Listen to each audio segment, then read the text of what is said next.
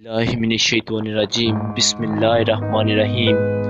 इमाम जाफ़र अलैहिस्सलाम ने फरमाया, अपने घर की औरतों को इस बात से दूर रखो, क्योंकि ये ऐब अल्लाह की रहमत औरत से दूर कर देता है और यूं वो औरत घर के लिए मनहूस साबित होती है।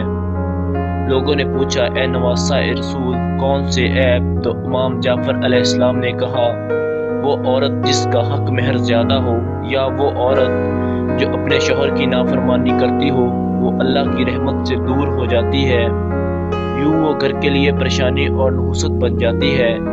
याद रखना, औरत का हक महर इतना हो कि निकाह करते वक्त शौहर आसानी से अदा कर सके, और दूसरा, औरत के लिए मुबारक ये है कि वो निकाह के बाद अपने शौहर की फरमाबरदार बनकर ज़िंदगी बसर करे।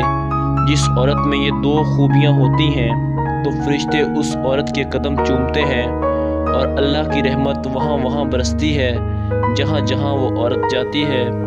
तो दोस्तों, अगर आपको मेरी वीडियो अच्छी लगी है तो प्लीज़ वीडियो को लाइक करें, और अगर आप मज़ीद ऐसी वीडियोस देखना चाहते हैं तो प्लीज़ मेरे चैनल को सब्सक्राइब और वीडियो को लाइक शेयर ज़रूर करिएगा। अल्लाह हाफिज़।